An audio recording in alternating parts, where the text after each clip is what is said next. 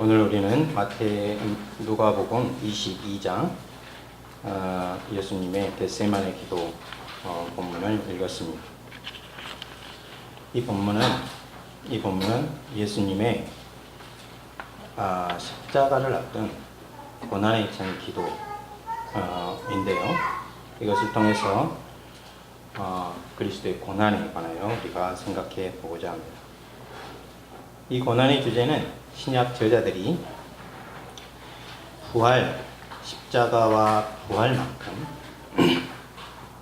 심혈을 기울여서 그 본질을 드러내려고 하는 그런 내용입니다. 그런 주제예요. 그런데 우리 신약 독자들, 우리가 성경을 읽는 한 사람의 성경 독자로서 이 그리스도의 고난을 자주 감지하지 못하고 우리 눈에서 지나가 버리는 경우가 많습니다. 우리 개혁주의에서는 그리스도의 고난이 성육신부터 시작된다, 그렇게 말해요. 예수님이 이 땅에 오신 것 자체가, 예수님이 인간의 몸을 입은 그 자체가 고난의 시작이었다, 그렇게 말해요. 이건 전적으로 옳은 지적입니다. 그렇지만 예수님의 고난이 언제부터 시작됐습니까? 이렇게 물어보면 마치 기계적으로 이렇게 그냥 답이 튀어나와요. 예수님 성육신부터죠. 그러고 나서는 그 의미가 무엇인지 더 깊이 들여다보려고 하지 않는 경우가 많고, 그렇기 때문에 이것이 문제가 됩니다. 이것이 문제가 되는 이유가 무엇일까요? 이것은 예배 시간에 조는 것만큼, 그리고 예배 시간에 말씀 듣지 않는 것만큼이나 심각한 문제예요. 왜냐? 그리스도의 고난은, 그리스도께서 당하신 고난에 대한 이해가 나의 죄의 심각성이 얼마나 되는가 하는 그것과 연결이 되기 때문에 그래요. 만일 어떤 사람이 그리스도의 고난의 신비를 충분히 인식하지 못했다, 그것은 내가 내 죄를 얼마나 심각하게 여기지 못하고 있는가, 내 죄를 얼마나 피상적으로 이해하고 있는가 하는 것에 대한 증거입니다. 만일 여러분이 그리스도의 고난을 잘 모른다, 십자가에 대해서 잘 모르고 있고, 그리고 나는 우리 주님이 얼마나 십자가에서 당하신 고난이 큰지에 대해서 잘 모르고 있다, 이렇게 생각이 되신다면 그것은 결국 우리가 우리 죄를 잘 모른다 하는 것이에요. 여러분 마음 가운데는 나는 다 아는데, 이렇게 벌써 반론하는 분들이 있을 거예요. 그러나 죄는 그 실체가 파악하기 쉬운 존재가 아니에요. 너무나 이 죄는 강력한 현실이라서 우리가 마치 정확하게 알려고 하면 할수록 그 모습을 자꾸 바꾸는 바이러스처럼 우리가 너는 그 죄하고 상관없어, 그건 생각하지 않아도 돼, 그리고 이것은 다른 사람들 다 하고 있잖아, 이렇게 계속해서 우리를 속입니다. 속일 뿐 아니라 속이는 전략에 대해서 우리가 어느 정도 익숙해지면 여러 가지 방법으로 죄를 무디게 느끼도록 그렇게 하고요. 그렇기 때문에 이 죄라는 것이 잠도 자지 않고, 이 죄라는 것이 그 강도가 나이가 들면 들수록 우리 힘이 약해지듯이 약해지거나 그런 것도 아니고, 나이 연령에 맞도록 강력하게 우리를 공격해요. 우리가 죄에 대한 현실을 알면 알수록 그것에 맞춰서 더욱 교활하게 우리에게 다가오기 때문에 이것을 정확하게 파악한다는 것이 그렇게 쉬운 일이 아닙니다. 단 한편으로, 그러니까 이제 그리스도의 고난의 신비하고 우리의 죄의 심각성에 관한 것이 비례한다 하는 말씀을 드렸고, 단 한편으로는 그리스도의 고난의 무게라는 것은 신자가 하나님께 드리는 감사의 깊이와 연관이 되어 있어요. 만일 내가 하나님께 감사하는 내용이 점점점 줄어들고 있고, 하나님 앞에서 내 심정이 점점점 냉랭해진다, 그것은 결국 그리스도의 고난의 깊이 속으로 그 무게가 얼마나 되는지 잘 우리가 인식하지 못한다 하는 증거일 수 있습니다. 우리 주님이 이렇게 말씀하셨어요. 많이 사함받은 사람은 정말 많이 감사한다 그랬어요. 우리 일상생활의 삶도 이와 마찬가지입니다. 이 두 가지 사실을 염두에 두고 이 시간에는 복음서를 거꾸로 읽어갈 텐데요. 먼저 우리 주님의 고난의 해부도라고 할 수 있는 겟세마네 기도를 살펴보고 여기서 출발해서 복음서를 처음으로 돌아가면서 예수님의 고난에 대해서 쭉 이렇게 살펴보도록 하겠습니다. 이것을 통해서 하나님께서 우리에게 얼마나 큰 사랑을 베푸셨는지 우리에게 우리 눈을 열어서 보여주시기를 간절히 바랍니다. 첫 번째로 겟세마네 기도 장면입니다. 누가복음 22장 39절로 다시 돌아오면요. 이것은 누가가 기록한 아주 독특한 기록입니다. 누가는 의사였던 것으로 보여요. 고대 기록이 그렇고 성경의 증언이 그렇습니다.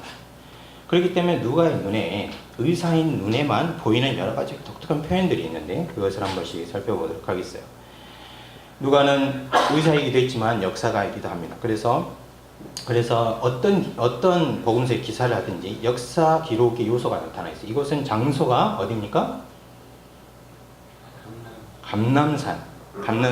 예루살렘 성이 이렇게 커다란 이렇게 요새처럼 있는 그 산 꼭대기 있고 깊은 골짜기에 있는데 그 건너편 산이 감람산입니다. 감람나무가 많다고 해서 감람산이에요.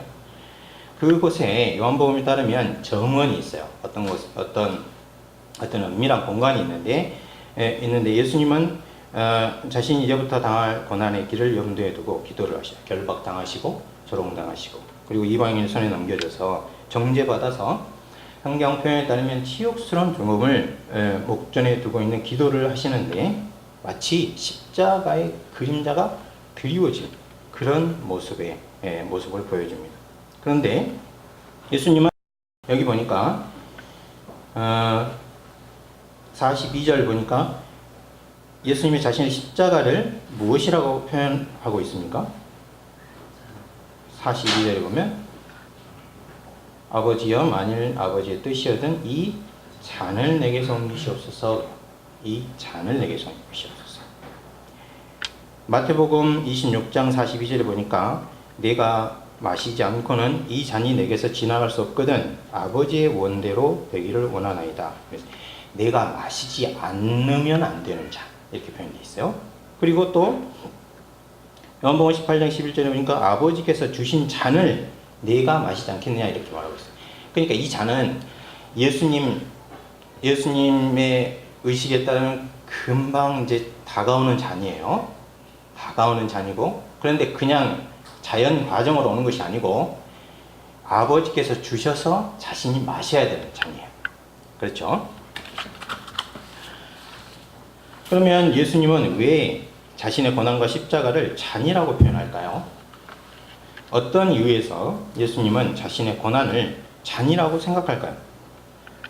이것은 매우 무겁고 깊은 역사적인 현실을 담은 은유입니다. 이 잔이라는 은유의 신청에 들어가기 전에 이 예수님의 모습과 이 잔이 이렇게 만나는 이 기도를 이제 살펴볼 수가 있는데 예수님의 모습이 일단 처음에 이제 관찰해 보면 여러분 이 사회자가 이제 봉독할 때 예수님의 이 모습은 나약한 모습입니까? 아니면 당당한 모습입니까? 이거 보면은 예를 들면 이 잔이 죽음이고 십자가라 생각해 보세요. 그런데 순교자들 같으면 어떻게 하겠습니까? 순교자들 전기에 이런 내용이 나옵니까? 아버지, 지금 화형 당하려고 하고 아니면 십자가에 꼴 매달려고 그러는데 좀 피할 길을 좀 주시고 그렇지 원이면 좀 지나가게 해주십시오. 이렇게 합니까? 순교자들도 안 그래요.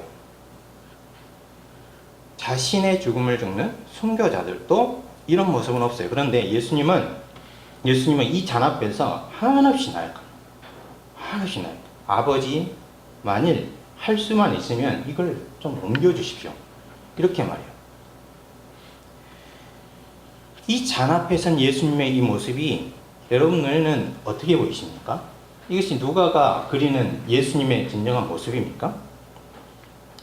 이것을 이제 살펴보기 위해서 먼저 예수님을 누가가 어떻게 묘사하는지에 대해서 이제 살펴보도록 하겠고요. 겟세마네 기도 장면과 누가복음에 나오는 여러 기도가 어떻게 다른지 일단 살펴보고 다시 돌아오도록 하겠습니다. 우선 예수님은 누가복음에서 기도하는 분으로 소개돼요. 여러분 누가복음 4장 42절 한번 보시죠.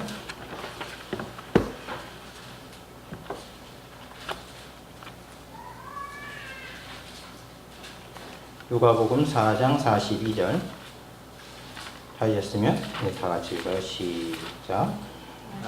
날이 밝음에 예수께서 나오사 한적한 곳에 가시니 무리가 찾다가 만나서 자기들에게 떠나시지 못하게 만류하려 하며 그렇게 돼 있어요. 이게 지금 그 앞에 갈릴리 사역을 이제 시작하신 건데 여러 사람들을 고쳤어요. 병자를 고치고 또 이렇게 귀신 들린 자를 고쳐주었습니다. 그런데 날이 밝았어요. 이 말은 이제 새벽이 됐다는 거예요. 새벽이 됐는데 무리들이 찾았다 하는 걸 보니까 예수님이 어떻게 기도하신 겁니까? 혼자 기도한 거예요. 혼자 한적한 곳에 가서 혼자 기도했습니다. 6장 12절입니다. 누가복음 6장 12절 또 다 같이 읽어봅니다. 시작. 이때 예수께서 기도하시러 산으로 가사 밤이 맞도록 하나님께 기도하시고 중요한 일이 있습니다. 제자들 중에 12사도를 세우는 일이에요. 그런데 예수님께서 이 일을 앞두고 기도하시는데 혼자 산으로 가셔서 밤새도록 기도하셨어요. 그러니까 예수님을 누가복음은 어떻게 기도하는 분으로 소개하는데 규칙적으로 기도하고 혼자 기도해요. 항상 혼자 기도합니다. 항상 혼자 기도해요. 그런데 여기서는요, 누가복음 22장에 다시 돌아오면 여기는 기도하는데 보통 때와 달라요. 어떤 점에서 다릅니까? 제자들이 함께 있어요. 베드로와 요한과 야곱, 마태복음과 비교해보면 베드로와 요한과 야곱을 데리고 갔다. 그리고 마태복음 27장 37절 보니까 고민하고 슬퍼하셨다 그러고요. 내 마음이 고민하여 죽게 되었으니 너희는 여기 머물러 나와 함께 깨어 있으라 그렇게 말합니다. 누가복음 22장 43절에 보니까 인간적인 도움만 필요한 것이 아니에요. 43절 다 같이 읽어봅니다. 시작. 천사가 하늘로부터 예수께 나타나 힘을 더하더라. 지금 그러니까 사람들도 옆에 있고 천사도 도와요. 그러면서 이 잔을 내게서 옮기시옵소서 이렇게 기도하신 겁니다. 예수님 누군가 지탱해 줘야 되고 그것도 보이는 존재만이 아니라 보이지 않는 천사가 나타나서 그 힘을 도와야 하는 상황이에요. 근데 누가복음은 복음 전체에서 예수님은 그런 분이 아니에요. 다시 누가복음 처음으로 돌아가 첫 번째 장면으로 들어가서 7장을 보면 7장부터 9장까지를 아주 속력을 내서 우리가 살펴볼 때는 7장 1절부터 10절을 보시면요. 거기에 눈을 쭉 보십시오. 무슨 내용이 나오는지. 어떤 내용이 나옵니까? 백부장의 종이 병들었어요.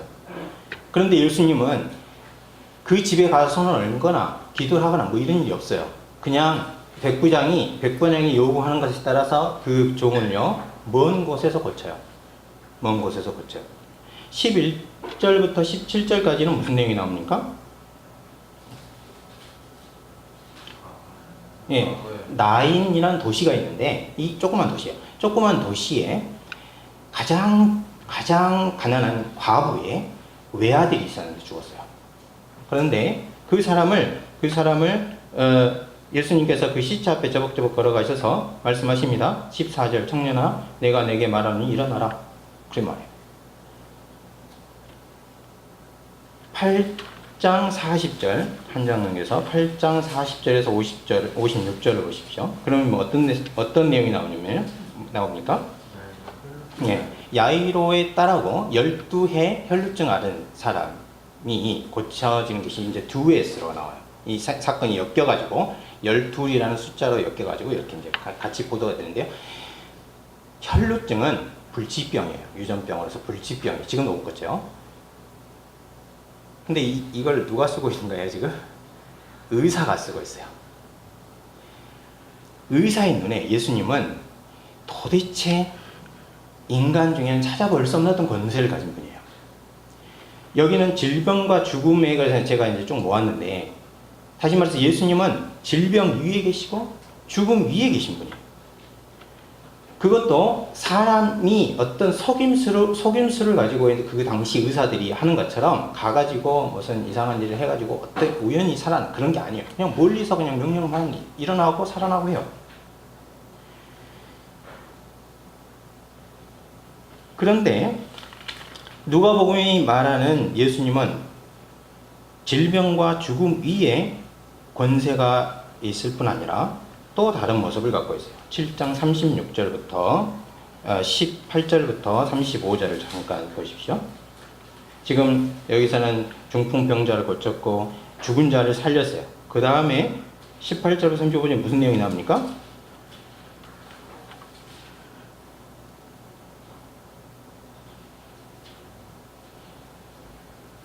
어떤 내용이 나오죠? 세례 요한이 제자들을 보내가지고 당신이 메시아입니까? 물어봅니다. 예수님께서 내가 메시아다 아니다 대답하지 않고 그냥 이사야 말씀을 대답을 하셔요. 왜 이런 질문이 나왔을까요? 메시아 증거가 나타나는 거예요. 중풍병자를 고쳤고 죽은 자를 살려내는 그런 일이 있는데 그렇기 때문에 내가 너희가 보고 들은 것을 가서 말하라. 죽은 자가 살아나고 눈먼 자가 고쳐지며 그리고 앉은 병이 일어나고 그리고 가난한 자의 복음이 전해지는 이런 일이 일어나는 겁니다. 그래서 그리 물어본 거예요. 다시 말해서 여기서 말하고자 하는 것은 두 사건을 뒤에 둠으로써 누가가 말하고자 하는 것은 지금 여기 구약이 예언한 메시아가 왔다 하는 것을 선포하는 거예요. 그분은 그런데 35절 지나면은 36절부터 시작해가지고 50절까지 어떤 내용이 나옵니까?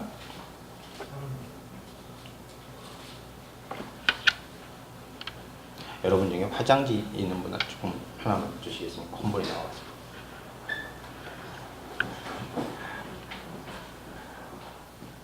다른 분들은 36절부터 50 무슨 내용이 나와요?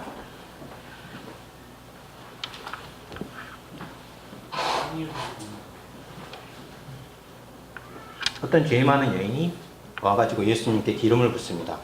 기름을 부어요. 지금 내용이 무엇입니까? 백부장의 중풍병자를 고쳤고 죽은 자를 살려냈어요. 메시아로 선포됐습니다. 그 다음에 메시아를 기름 붓는 장면이 나온 거예요. 기름 붓는 장면. 우리가 생각할 때 진짜 매우 이상한 거지만 서사적인 구조 속에서는 지금 이분은 메시아로 선포됐을 뿐 아니라 메시아 기름 부음 받은 분이에요. 구약이 예언한 그런 분입니다. 그분은 질병과 죽음 위에 권세를 가졌고 메시아로 공식적으로 선언된 분이 바로 예수님이에요. 그분은 그런데 8장 22, 25절 한번 보십시오.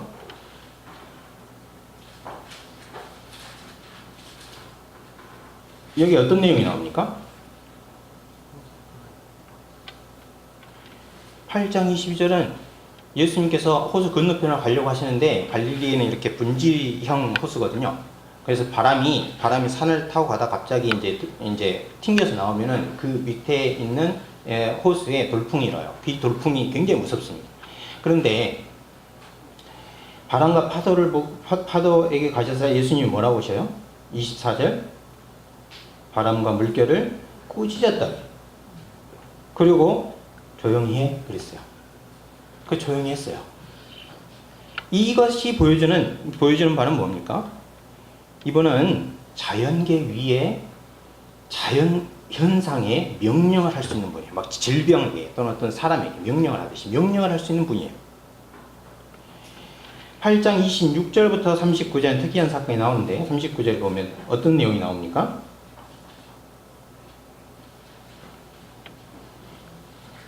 여러분에게 갑자기 성경 보면 너무 빠른 속도로 하니까 아주 힘들어 하시는 분들이 있는 것 같아요.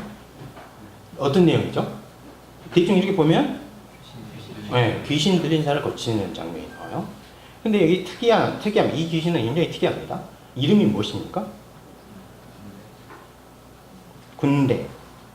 군대라고 부르는 귀신입니다.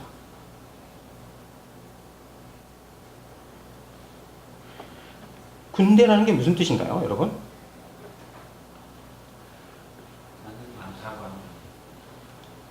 그래서 30절에 내 이름이 무엇이냐? 그러니까 군대라고요, 군대. 군대라는 것은 레기온을 말하는데, 레기온.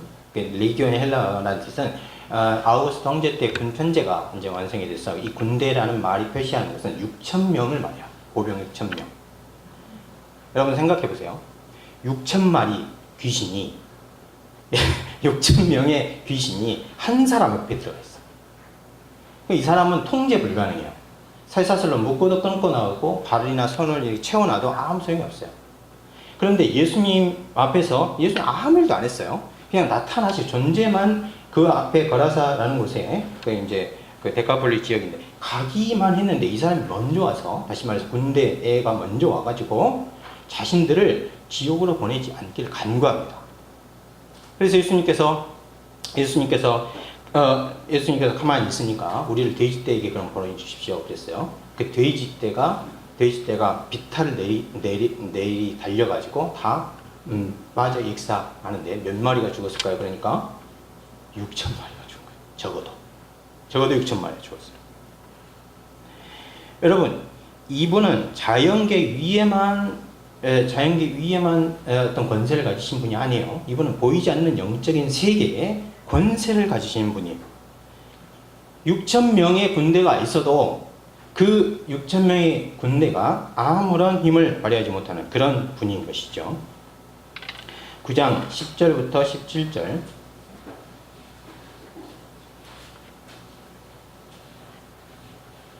거기 보면 어떤 내용이 나오는지 한번 보십시오. 네, 5,000명을 거쳐요. 여러분, 5,000명을 먹이는데 재료가 뭐냐면요. 빵 5개하고 물고기 2마리입니다. 예수님 손에서 계속해서 불어나요. 여기 자연과학 하신 분들은 알겠지만 이건 말이 안 돼요. 왜 말이 안 됩니까? 이거는 에너지하고 질량 계속 늘어나는 거예요. 이 에너지 질량 분해 법칙이 맞지 않아. 그런데 일어났어요. 왜 어째서 일어났을까요? 이분은 에너지 질량 보존의 법칙을 넘어서고 지배하는 분이에요. 이분이 마음대로 하시는 거예요. 마음대로 하셔요. 창조 주만이 할 수 있는 일을 하시는 겁니다. 그런데 여기 이 문맥에서는 잘 보십시오. 지금 7장부터 쭉 시작. 예수님은 어떻게 묘사하고 있는 질병과 죽음 위에 권세를 가진 분, 그 다음에 자연계 위에 권세를 가진 분, 이분은 구약이 예언한 메시아고, 이분은 영적인 세계, 보이지 않는 세계에도 권세를 가진 분이다. 그런데 사람들이 질문하겠죠. 그러나 먹을 거 해결해 주지 못하면 어떻게 됩니까? 이렇게 되겠죠. 먹을 거 그거 아무 상관. 구약의 여호와 하나님처럼 광야에 있어도 자기 백성 굶어 죽게 하는 그런 나약한 하나님이 아니다. 이거를 증명합니다. 그분을 누가복음 9장 28절부터 30절까지는 아주 색다른 모습으로 표현해요. 어떻게 표현합니까? 이건 어떤 사건이죠? 예수님께서 산에 올라가셨는데요. 햇빛이 아닌 그 안에서 어떤 영광스러운 빛이 새어나와요. 그러니까 지금까지 사람들 눈에 감춰졌던 그 영광스러운 모습이나 그 빛이 나더라 광채하나 이 표현이 특이한 표현, 영모가 변화되고 광채하나 이게 특이한 표현. 천상의 존재가 왔을 때 부활 장면이나 아니면 승천 장면에서 천상의 존재가 나타났을 때 그것을 묘사할 때 쓰는 용어예요. 예수님은 그냥 저하고 좀 다른 어떤 옷을 입었겠죠. 그런데 예수님이 영모가 변화되고 그 안에서 다시 말해서 어떤 외부의 빛이 아니라 내부에서 광채가 영광이 밖으로 나오는 그런, 다시 말해서 세상이 감당할 수 없는 영광과 빛에 가신 분이 바로 이분이다. 이렇게 말하는 거예요. 그런데 여러분, 누가복음에서는 예수님을 이런 분으로 소개하는데 누가복음 22장에서는 한없이 나약해요. 어째서 이렇게 자연과 인간 나와서 보이지 않는 세계의 지배자요? 죽음까지도 지배하는 영광스러운 하나님의 아들이신 예수님께서 이 잔은 그리도 두려워하고 고민합니다. 죽게 될 만큼 슬퍼하고 견딜 수 없을 만큼 무거운 시험으로 인식하고 있어요. 이 질문 앞에 우리는 거의 머리가 하얘져요. 아무 대답이 없어요. 아무 대답이. 근데 여러분만 그런 것이 아니고, 이 본문을 대하는 사람마다 굉장히 이상하게 느껴지는 본문이죠. 우리가 예수님의 가지신 공포를, 예수님의 두려움을 이해한다는 것은 거의 불가능합니다. 성자 하나님이 그분의 낮아진 상태에서 가지신 공포의 내용이고, 성자 하나님이 그분이 육신을 가진 상태에서 감당한 공포의 신비인데, 그럼에도 불구하고 우리가 그러면 어떻게 이 예수님이 가지신 이 두려움을 이해할 수 있을까? 그것에 접근하기 위해서 우리 이제 돌아와서 잔이라는 말의 의미를 추적하는 데서부터 시작하도록 하겠습니다. 이 잔의 의미를 이제 두 번째로 알아보겠습니다. 성경에서 잔이라는 말은 긍정적인 문맥에서 쓰이고 부정적인 정황에서도 나타납니다. 긍정적인 문맥에서 잔이라는 말이 언급된 경우가 있어요. 여러분 어딘지 한번 기억할 수 있어요? 내 잔이 넘치네. 시편 23편에는 여호와 하나님이 자신의 목자임을 고백하고 마지막에 가서는 내게 하나님께서 연회를 베푸시고 잔을 주셔서 그걸 마시게 하시는데 내 잔이 넘친다, 그렇게 말하고 있어요. 다시 말해서 연회, 승리, 그리고 만족, 이런 것들을 나타낼 수 있죠. 또 신약에도 있습니다. 신약에도 예수님이 예루살렘에 거의 도달했을 때 세례가 아니고 요한의 어머니 세베대의 아들 두 사람이 있죠. 누굽니까? 야고보와 요한이에요. 야고보와 요한의 어머니가 와서 이 두 아들을, 하나는 오른편에 하나는 왼편에, 주님 나라가 임하시면 하나는 오른편에 하나는 왼편에 앉게 해주십시오, 이렇게 말했는데 예수님께서 말씀하셨어요. 너희가 구하는 것을 알지 못한다. 너희가 내 잔을 마실 수 있고 내가 받을 세례를 받을 수 있느냐, 그렇게 말했을 때 요한과 야고보가 뭐라고 말합니까? 마실 수 있습니다, 이렇게 말했어요. 그때 이 잔을 마실 수 있습니다 한 것은 아마도 시편 23편과 거의 다르지 않을 것입니다. 긍정적인 문맥에서 쓰이는 경우예요. 그러나 이 잔이 부정적인 정황에서 쓰이는 경우도 있습니다. 이 잔이 어떤 부정적인 정황에 쓰이는가? 하나님의 진노와 심판을 표현할 때 쓰이기도 해요. 선지자들은 이 은유를 사용해서 하나님의 심판과 분노, 또 그 심판과 분노를 나타낼 때 사용했습니다. 이사야 51장을 한번 보실까요? 이사야 51장 17절 20절.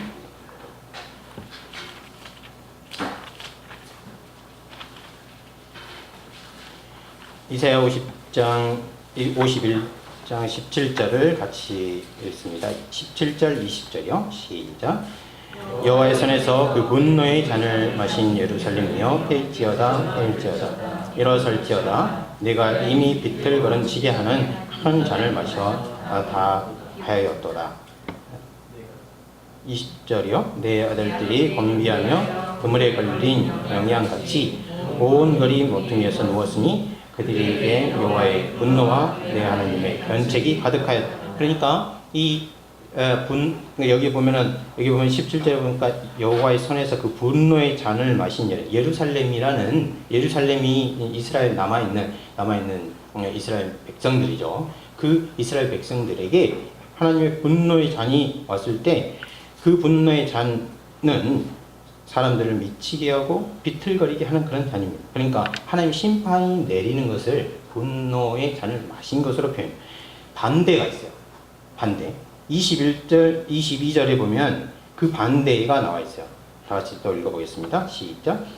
그러므로 너 권고하며 포도주가 아니라도 취한 자여 이 말을 들으라. 내 주 여호와 내 백성을 신원하시는 내 하나님 이같이 말씀하시되 보라 내가 비틀거림치게 하는 잔 곧 나의 분노의 큰 잔을 내 손에서 거두어서 너로 다시는 마시지 않게 하고 23절 제가 읽습니다. 그 잔을 너를 권고하던 자들의 손에 두리라. 그렇게 됐어요. 그러니까 이사야는 하나님께서 이스라엘 심판하시는 것을 하나님의 분노의 잔을 마시게 하는 것으로 그 반대 하나님 이스라엘 회복하게 해주시는 것을 분노의 잔을 거두시는 것으로 표현한다는 겁니다. 이사야뿐 아니라 예레미야, 예스겔, 또 시편에서 여러 선지자들이 이렇게 말하는데요. 예레미야 25장만 한번 살펴보도록 하겠습니다. 예레미야 25장. 예레미야 25장 17절에서 15절에서 26절까지인데요.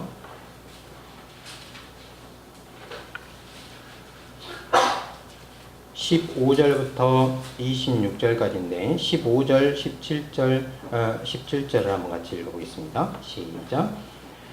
이스라엘의 하나님 여호와께서 이같이 내게 이르시되 너는 내 손에서 이 진노의 잔을 받아가지고 내가 너를 보내는 그 모든 나라로 마시게 하라. 그들이 마시고 비틀거리며 미치리니 이는 내가 그중에 할 보냄이 것이기로 내가 여호와의 손에서 그 잔을 받아서 여호와께서 나를 보내신 바 그 모든 나라로 마시게 하였다. 여기서는 아까는 예루살렘에만 한정이 되어 있었는데 여기서는 그 모든 나라 그랬습니다. 그 모든 나라가 18절에서부터 26절까지 기록이 되어 있는데 예루살렘을 중심으로 큰 문명권, 작은 문명권을 전부 다 포함해요. 이집트 어디 나옵니까? 18절에 처음에 예루살렘과 유다 성읍이 나오고 19절 이집트 바로와 그 신하들 그 속에 있는 모든 이방 민족들 그 다음에 20절 그 뒤쪽으로 가면 우스 땅 그러니까 바벨론 문명 그 밑으로 내려서 블레셋 예루살렘 바로 근방에 있는 블레셋 가사에서 불러온 에그론 21절 이제 동쪽으로 생각하는 것에서 에돔 모압 암몬 북쪽 두로 모압 왕 모든 왕 시돈 왕 그리고 북쪽입니다. 23절 드단 데마 부스 그리고 남동쪽에 커다란 이제 사막 지역이 있는데 아라비아 모든 왕과 광야에 가는 잡족과 모든 왕과 25절 시므리 왕의 모든 왕과 엘람은 아수르의 저쪽에 이제 북동쪽에 있습니다. 엘람의 모든 왕과 메대의 모든 왕과 북방 원근의 모든 왕과 지면에 있는 세상의 모든 나라를 마시게 하라 했습니다. 이 잔은 그러니까 하나님이 이스라엘 예루살렘뿐 아니라 모든 나라로 마시게 하는 것인데 마시게 한다는 말은 하나님의 진노와 심판을 내리신다 그런 말이에요. 이 잔은 예루살렘을 포도주가 아닌데도 취하게 하고 비틀거리게 하며 멸망과 놀림과 비웃음과 저주거리에 당할 것이고 나아가서 이 잔은 세계 열방에 내려질 하나님의 진노를 표현합니다. 왜 이 진노와 맹렬한 분노가 그들에게 내려질까요? 선지자에게는 분명하며 그것은 죄 때문이에요. 25장 3절을 보십시오. 25장 3절 유다왕 암몬의 아들 요시야의 33년부터 오늘까지 23년 동안 여호와의 말씀이 내게 임하기로 내가 너희에게 부지런히 일렀으나 너희가 듣지 않았다. 하나님께서 말씀을 전했는데 말씀을 듣지 않고 율법을 지키지 않고 우상을 숨겨 그 뒤에 나와요. 부지런히 선지자들을 보냈지만 자기들의 악한 길에서 돌이키지 않았습니다. 그래서 그들이 한 것이 무엇입니까? 단지 신을 쫓아가 6절과 7절 신을 쫓아갔고 그리고 그 모든 악한 일을 행했고 그리고 하나님의 말씀을 듣지 않았다 하는 겁니다. 그렇기 때문에 이제 하나님께서 그분의 거룩한 공의와 영광을 이 죄 앞에 드러내는데 이것을 표현해서 진노의 잔이다, 분노의 술잔이라 이렇게 말하는 것입니다. 이 잔을 마시면은 공포로 비틀거리고 미치며 마신 자에게 결국 멸망이 옵니다. 저주당한 모습이 되고 말아. 이것이 개인이든 국가든 상관이 없어요. 다 마셔야 합니다. 누가요? 죄인이면 누구나 다 마셔야 해요. 나는 못합니다. 내가 왜 그런 것을 합니까? 그렇게 못합니다. 여러분 28절 29절을 보겠어요. 28절 29절을 같이 읽습니다. 시작. 그들이 만일 내 손에서 잔을 받아 마시기를 거절하거든 너는 그들에게 이르기를 만군의 여호와의 말씀에 너희가 반드시 마시리라. 보라, 내 이름으로 일권을 받는 성에서부터 재앙이 내리기 시작하였은즉 너희가 어찌 능히 형벌을 면할 수 있겠느냐? 면치 못하리니 이는 내가 칼을 불러 세상의 모든 검인을 칠 것임이라 하셨다. 만군의 여호와의 말씀. 나는 못합니다. 내가 왜 그런 것을 마십니까? 그런 걸 못한다는 거예요. 개인이든 국가든 마찬가지입니다. 예수님은 아버지여 만일 아버지의 뜻이거든 이 잔을 내게서 옮기시옵소서 그렇게 말했는데 예수님이 이 기도에서 선지서의 용어를 사용하신다고 볼 수 있어요. 아니 선지자들의 예언한 것이 자신에게 닥쳐온다 이렇게 생각한 것이 분명합니다. 그렇기 때문에 예수님은 북이스라엘, 남유다, 온 세계가 하나님이 범죄했을 때 그들에게 내릴 깊고 크고 가득한 분노가 담긴 그 잔이 오늘 내게 닥쳐온다 그렇게 알고 있는 것입니다. 예수님이 경험한 공포가 바로 이 공포예요. 그러나 선지서와 예수님의 기도의 이 잔이라는 것의 이유비는 여기까지입니다. 여러분 왜 그럴까요? 두 가지 이유 때문에 그런데요. 예수님이 짓지 않은 죄에 예수님이 열방과 같고 범죄한 유다와 같다 이렇게 말하면 여러분이 굉장히 기분이 나쁠 거예요. 그죠? 그런데 실제로 예수님에게 시시각각 다가오는 이 고난과 이 공포는 선지자들이 말한 그것이 모든 열방에게 내려질 그 하나님의 진노 그리고 죄인이면 개인이든 국가든 예외 없이 내려지는 그 진노 그리고 그 속에 저와 여러분도 포함입니다. 그 진노가 마치 한 점으로 모이는 그런 공포입니다.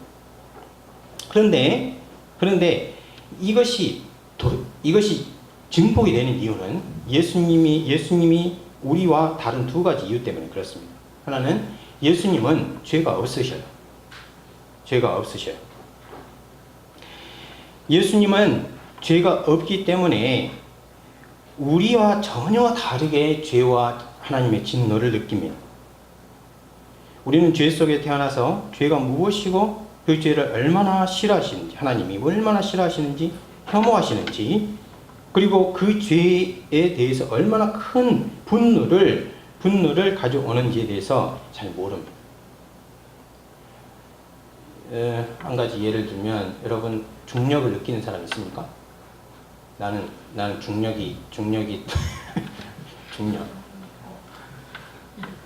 살찌는 분들은 중력이 커졌어 이렇게 말할 수도 있을 것 같아요. 중력을 느끼는 사람은 아무도 없습니다. 지구 자전, 지구 공전 굉장히 빠른 속도로 돌고 있는데 우리 중에 아무도 못 느껴요. 그런데 우주 비행사들은 우주에 가면 중력을 느낍니까? 못 느낍니까? 중력을 못 느끼죠. 그 반대 상황 때문에 중력이 있구나 하는 것을 알 수 있어요. 그뿐 아니라 더 재밌는 것은 인간의 몸이 우주에 가면 중력이 없다는 것을 반응을 해요. 그것은 뭐냐면 이게 이제 발견된 병인데요. 우주 비행사들이 우주 정거장에 가서 6개월을 살고 오면은 지구상에서 바로 활동하기가 어려워져요. 왜 그런지 아세요? 근육이 빠져요. 지구상에 있을 때는 중력과 사람이 몸이 반응해서 그 균형 때문에 근육이 유지되고 있으니 이 중력이 없으니까 근육이 반응하지 못하고 근육이 빠지는 거예요. 그렇기 때문에 그 질병이 발견되고 난 이후에는 우주 비행사들이 우주 정거장에서 운동합니다. 끊임없이 운동을 해요. 그래서 지구에 돌아오면 활동의 지장이 없도록 하죠. 예수님은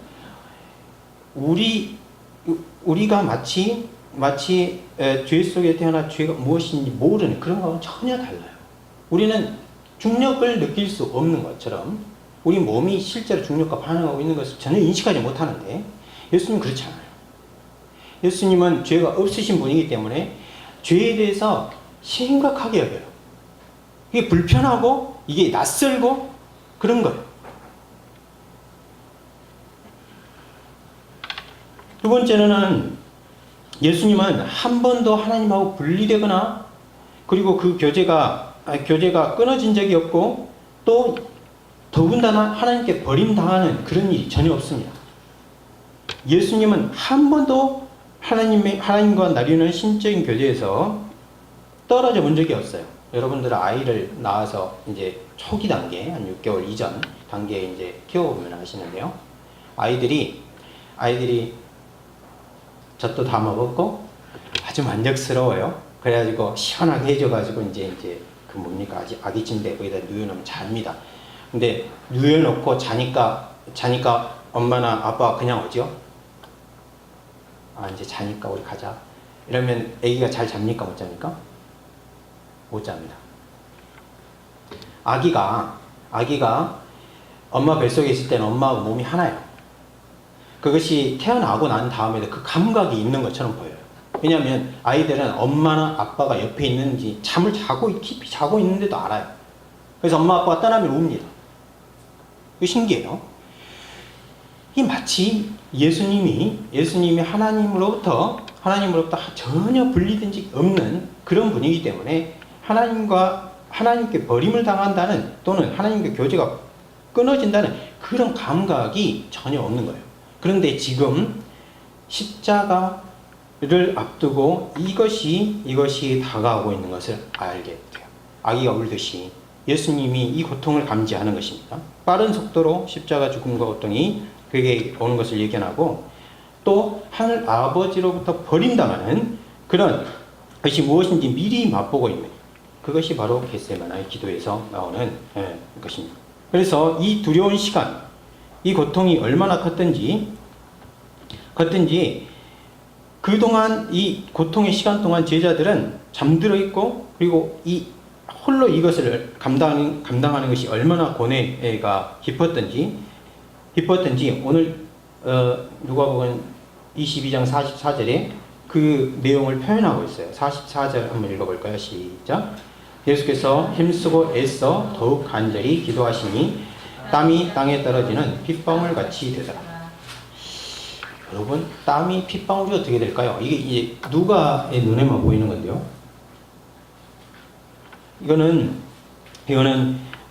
아마도 의학적으로 설명할 때 몸에 있는 모세혈관이 터진 겁니다.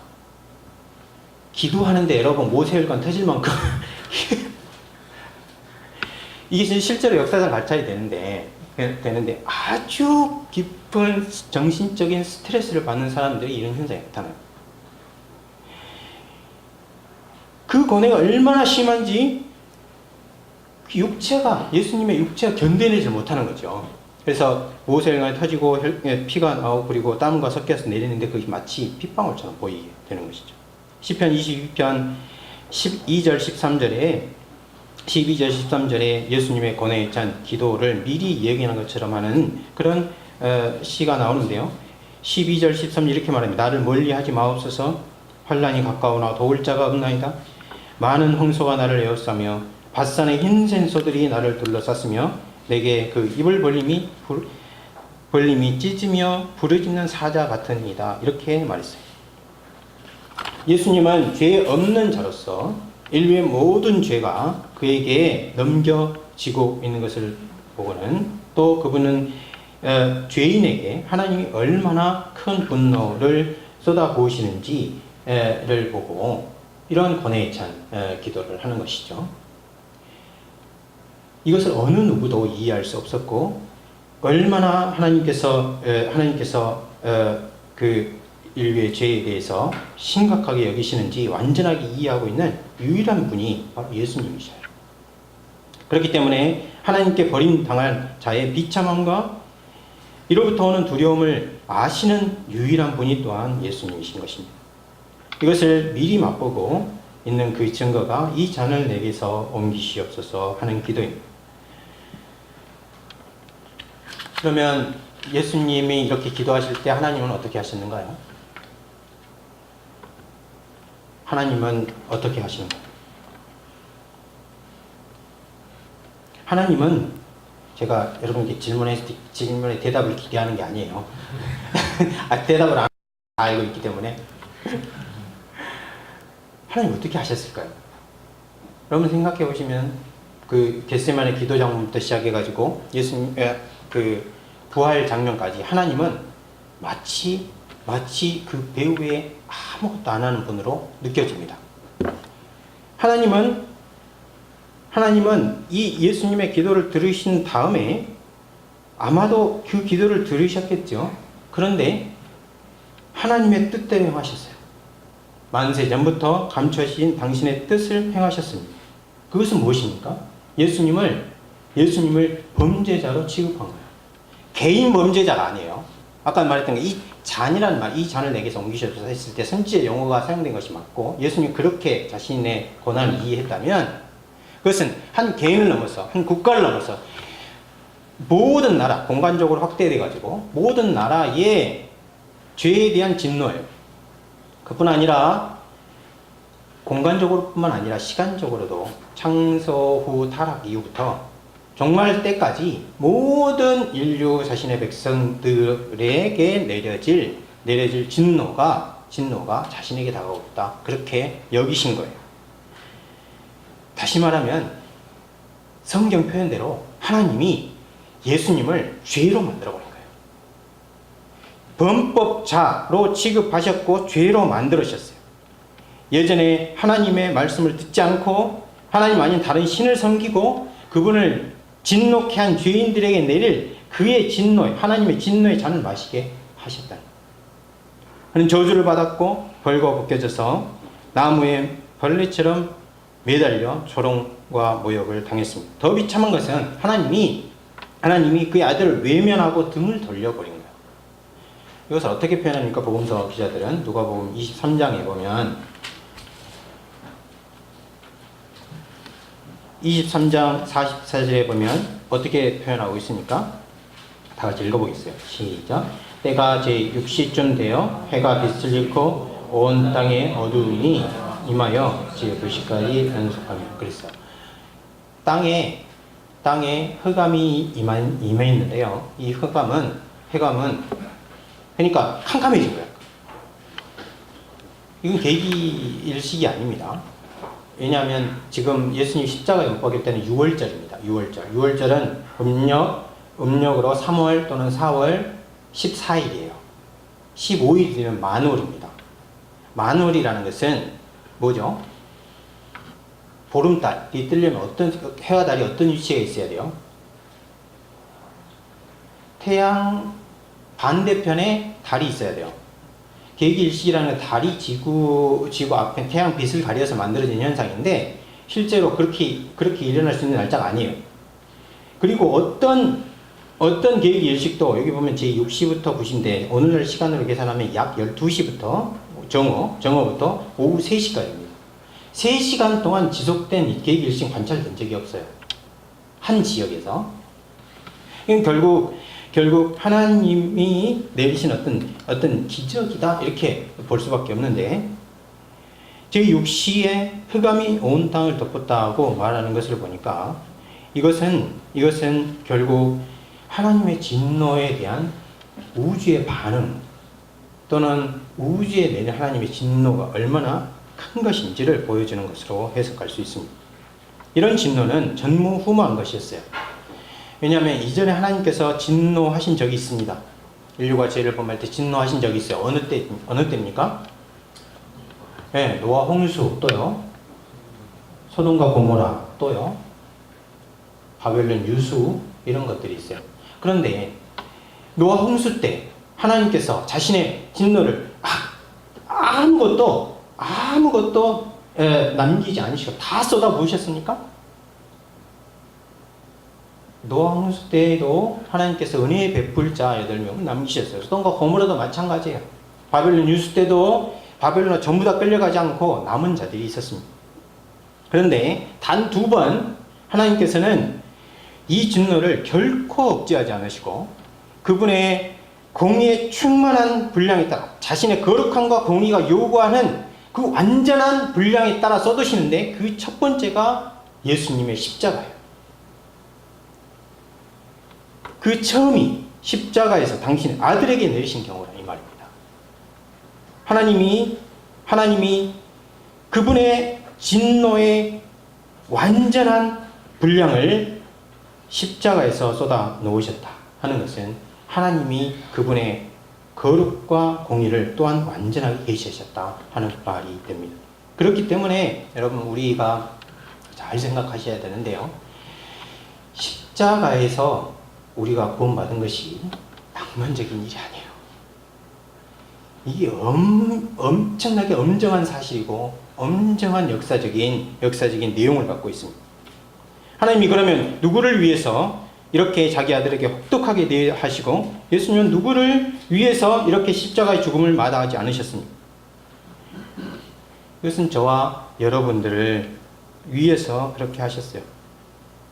죄 많고 신이 없으며 도대체 구제불능인 우리를 이처럼 사랑하셔서 독생자를 주시고 멸망치 않게 하신 그 내용, 영생을 얻게 하시려고 그분의 기쁘신 뜻 안에서 하나님의 아들을, 자신의 아들을 십자가에서 못 박게 하신 그것을 계획하시고 예수님은 이루시고 그리고 성령께서 적용하시는 그 일이 여기서 일어났습니다. 그렇기 때문에 우리가 우리 자신의 죄를 볼 때 우리 자신 안에서 죄가 발견될 때마다 두려워해야 합니다. 동시에 감사해야 합니다. 옆에 있는 교우들을 볼 때도 마찬가지입니다. 옆에 있는 교우들을 볼 때도 그들의 허물과 죄를 볼 때 불쌍히 여기셔야 돼요. 불쌍히 십자가 값이에요. 우리의 사소한 죄 하나가 십자가 값이에요. 동시에 찬송해야 합니다. 하나님께서 십자가 값을 지불하고 그 사람을 구원하셨어요. 우리만 구원하신 게 아니고 나만 구원한 것이 아니고 내 가족만 구원한 것이 아니고 저 사람을 위해서 십자가의 값을 치르고 값을 지불하고 사신 백성으로 만드셨어요. 거룩하신 하나님이 자기의 아들로 자기 이름을 위해서 저와 여러분을 교우들을 구원하신 것입니다. 첫 번째가 십자가라고 그랬는데 그러면 하나님께서 역사는 처음으로 십자가에서 그분의 진노를 억제하지 아니하시고 쏟아부으시는 그러면 두 번째는 언제일까요?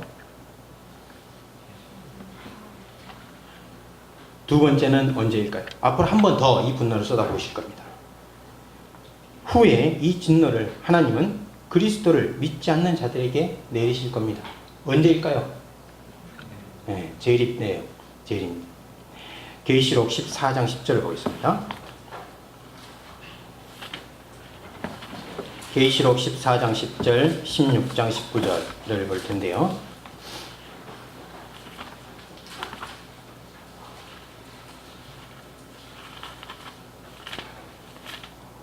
(14장 10절입니다) 다 같이 읽겠어요. 시작. 그도 하나님의 진노의 포도주를 마시리니 그 진노의 잔에 섞인 것이 없이 부은 포도주라. 거룩한 천사들 앞과 어린 양 앞에서 불과 영으로 고난을 받으리라 했습니다. 여기 하나님의 진노의 포도주를 말해요. 여기서 말하는 그들도 말인데 그 앞에 있는 짐승의 표를 받은 사람들이에요. 이마에 표를 받은 사람들. 그도 하나님의 진노의 표를 마시리니 그렇게 돼 있어요. 16장 19절입니다. 다 같이 읽습니다. 시작. 큰 성이 세 갈래로 갈라지고 만국의 굴들을 무너지리니 큰 성 바벨론이 하나님 앞에서 기억하신 바 되어 그 맹렬한 진노의 포도주 잔을 받으며 그랬어요. 여기는 바벨론을 말해요. 그러니까 세상을 상징화시켜가지고 지금 현재 하나님 없는 세상을 상징화시킨 그 바벨론이 뭘 마신다고 그럽니까? 하나님의 진노의 포도주 잔을 마신다고 그랬어요.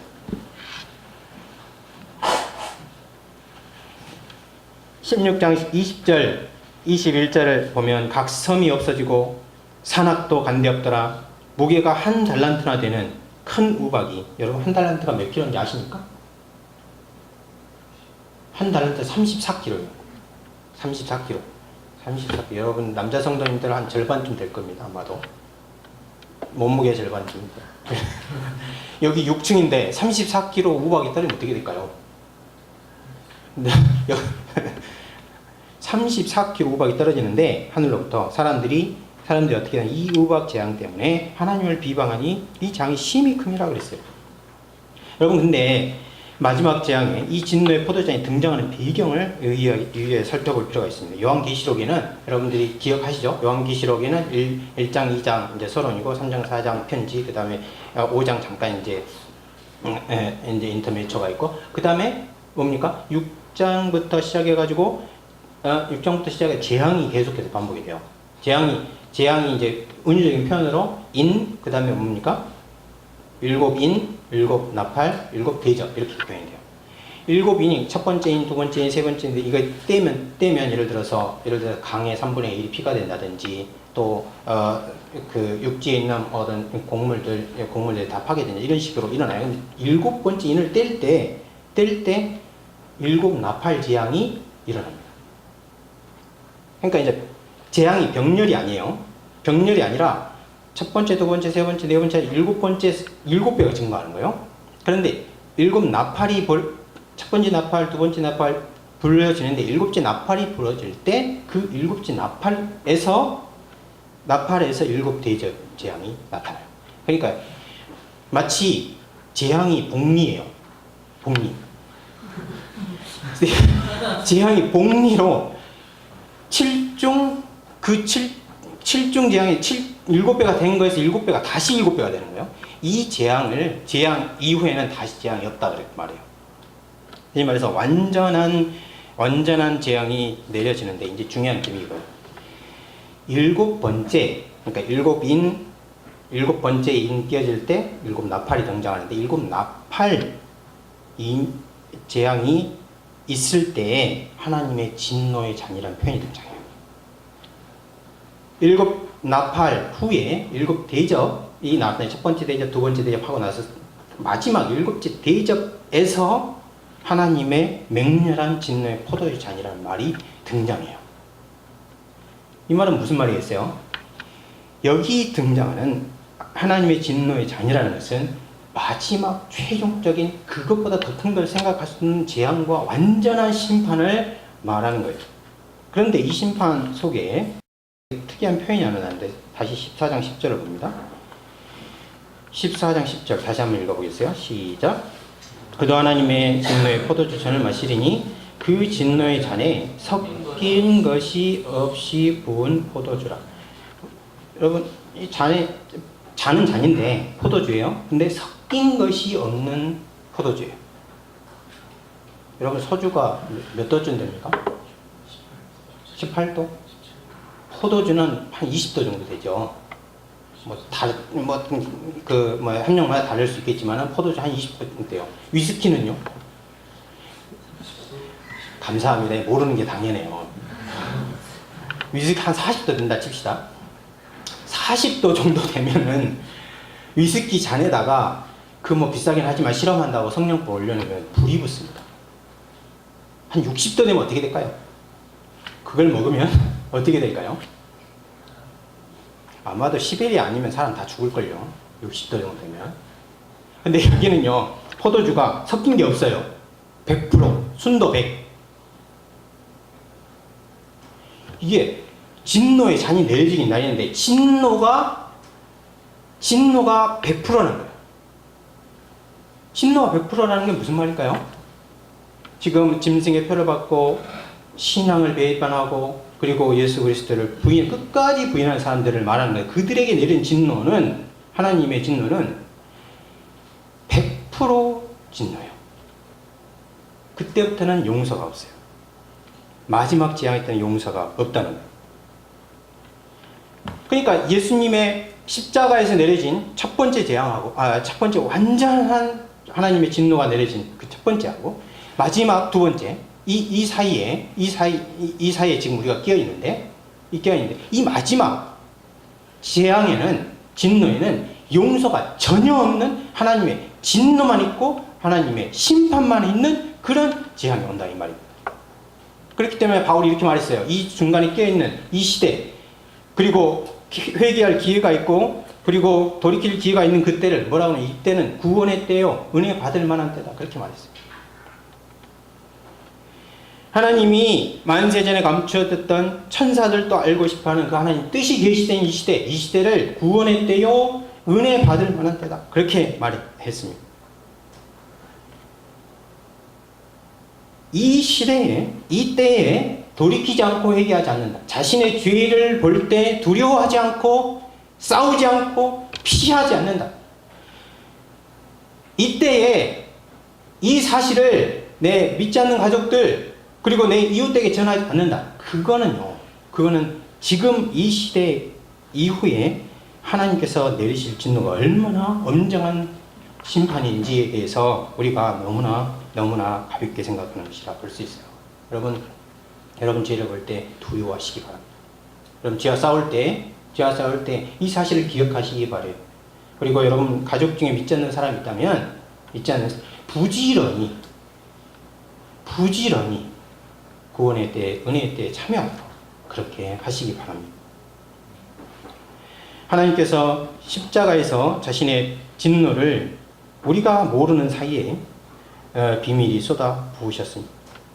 그러나 그 날이 되면은 용서 없는 진노를 세계의 유일한 구세주를 믿지 않고 끝까지 조롱한 그들에게 쏟아 부을 것이며 섞인 것이 없는 진노의 포도주잔을 마시게 할 겁니다. 그러면 모든 것이 끝장이고 이보다 비참한 것은 생각할 수 없습니다. 또 한 가지 이제 첫 번째 제가 설교 시작하기 전에 이제 질문 드렸던 것을 한번 살펴보겠어요. 그러면 예수님께서 지금 누가복음 22장에서 이러한 진노와 하나님의 심판이 자기에게 시시각각 다가오는 것을 느끼시고 그리고 알고 계시며 그 십자가의 그림자 그늘 아래서 기도하셨는데, 그러면 예수님은 겟세마네 기도에 와서야 이 고통을 아셨을까요? 이 고난을 인지하고 있었을까요? 마태복음에 따르면 예수님은 명백하게 자신의 순환을 제자들에게 알리셨는데 그때가 가이사랴 빌립보입니다. 가이사랴 빌립보에서 베드로가 그를 그리스도라고 고백한 후입니다. 마태복음 16장 20절에 보면 이때로부터 예수 그리스도께서 예루살렘에 올라가 장로들과 대제사장들과 서기관들에게 많은 고난을 받고 죽임을 당하고 3일에 살아나야 할 것을 제자들에게 비로소 가르치셨다 그랬어요. 그러면 가이사랴 빌립보는요 갈릴리 사역이 이제 마무리되던 그때예요. 그럼 갈릴리 사역 때에 마무리될 때에야 예수님이 비로소 그의 고난을 하셨을까? 마가복음 2장 20절 한번 보겠어요. 마가복음 2장. 마가복음은 몇 장입니까? 전체가 16장이죠. 근데 마가복음 2장 20절을 보면 다 같이 읽어봅니다. 시작. 그러나 신랑을 빼앗길 날이 이르니 그 날에는 금식할 것이니라. 여기서 신랑을 빼앗긴다는 말은 비유적인 표현인데 무슨 말일까요? 예수님의 죽음을 말하는 거예요. 십자가. 여기서 신랑을 빼앗긴다는 십자가 죽음을 가리키는 게 분명하다면은 예수님은 그의 공생의 초, 지금 여기는 갈릴리에서 공생이 시작하시고 바로 직후입니다. 바로 직후예요. 신약학자 중에 조지 레드라는 사람이 있는데 레드라는 사람이 이런 사람이 신랑을 빼앗긴 이 갈릴리 시작 이전에 예수님이 세례 받을 때 우리가 이렇게 하여 모든 일을 이루는 것이 마땅하니라는 이 말씀에 이미 메시아로서 죄인과 자신을 동일시하고 그들의 죄를 담당한 것을 염두에 두었다 그렇게 주장합니다. 그렇다면은 예수님은 자신의 공생의 시작부터 다시 말해 세례 받을 때부터 하나님의 진노가 완전히 쏟아부어질 때를 의식하고 있었다는 것을 의미합니다. 근데 이것이 전부가 아니에요. 요한복음에 따르면은 예수님의 십자가를 목전에 두고 아버지여 드디어 때가 이르렀습니다 이렇게 말했는데요. 한번 찾아보도록 하겠어요. 요한복음 17장 1절. 요한복음은 계속해서 이 때가 아직 이르지 않았다, 내 때가 이르지 않았다, 인제가 영광을 얻을 때가 왔다 이렇게 계속해서 말하는데 요한복음 17장에 와서 예수님께서 그 때를 어떤 때인가 하고 말씀하셔요. 17장 1절 같이 읽습니다. 시작. 예수께서 아버지여 때가 이르렀사오니 아들을 영화롭게 하사 아들로 아버지를 영화롭게 하옵소서. 그렇게 돼 있어요. 지금 여기서 아버지여 때가 이르렀사오니 아들을 영화롭게 하사, 그러니까 아버지가 아들을 영화롭게 한다 이 말인데, 여기 요한복음 문맥에서는 십자가의 죽음을 말하는 거예요. 십자가의 죽음을 역설적으로 아들을 영화롭게 하는 것으로 표현했어요. 5절에 보니까 창세 전에 이 영화롭게 하다는 말은 5절에 보니까 창세 전에 하나님께서 아들 하나님이 아버지와 함께 가졌던 그 영화를 말하는 거예요. 다시 말하면 창세 전부터 십자가가 예수님의 의식 속에 있던, 우리가 태어나기도 전에 예수님이 십자가상에서 지금으로부터 2000년 전에 십자가를 감당하시기 전부터 이것을 알고 계셨다. 그러니까 사실은 신학적으로, 논리적으로 이렇게 일직선을 맞춰서 논리를 갖추기가 굉장히 어려운 일인데요. 우리가 예수님의 의식, 예수님이 가지셨던 그 기쁨, 예수님의 가지셨던 그 고난 앞에서 슬픔, 이런 것들을 이해하기가 굉장히 어려운 부분이 있는 것이죠. 게랄트 보스라는 사람이 이렇게 말했어요. 그리스도의 성육신은 죄 없는 영혼이 육체라는 헐업 빠진 장막에 거주해야 했고, 그래서 죽음과 가장 가까운 결합에 들어가셨다는 것을 보여준다. 이것이 그의 고난에서 가장 중요한 부분에 속한다. 그렇게 말했어요. 그러니까 성육신이라는 것은 죄 없는 영혼이 육체와 결합을 하는 것을 말하는데, 인간의 본성을 취한 걸 말하는데, 그것을 어떻게 생각할 수 있는가? 죽음과 가장 가까운 결합 속에 들어가셨다 하는 것을 보여준다는 것입니다. 예수님은 창세부터 그가 고난 당하실 것을 미리 하셨고, 그 십자가가 이제 막 실제적으로 역사상 일어날 그것을 직전에 두고 두려워하셨습니다. 그뿐 아니라 그러면서 이 잔을 마심으로 자기 백성에게 구원을 주실 것을 생각하고, 제자들이 우리들이 모르는 방식으로 즐거워하셨어요. 아버지 하나님께 기도한 내용을 보면 이것을 통해서 성부 하나님에게도 영광이, 성자 하나님에게도 영광이 되는 그런 일이 일어날 것을 알고 계셨습니다. 우리가 우리 주님의 고난을 생각할 때 우리가 생각해야 될 것은 두 가지입니다. 한 가지는 죄를 볼 때 예수님이 당하신 그 고난이 얼마나 큰 것인가를 생각하고, 그 원인 제공을 유다, 예루살렘과 그리고 온 열방뿐 아니라 그 속에 내 죄가 들어가 있다는 걸 생각하고, 죄를 지을 때마다, 그리고 죄가 가까이 올 때마다 그것을 심각하게 생각해야 하고, 그리고 치열하게 싸워야 하는 것입니다. 죄의 실체를 깨닫고 죄를 미워하게 해달라고 기도할 필요가 있습니다. 또 한 가지는 이 잔이 우리 교회 공동체를 위한 선물로 예수님이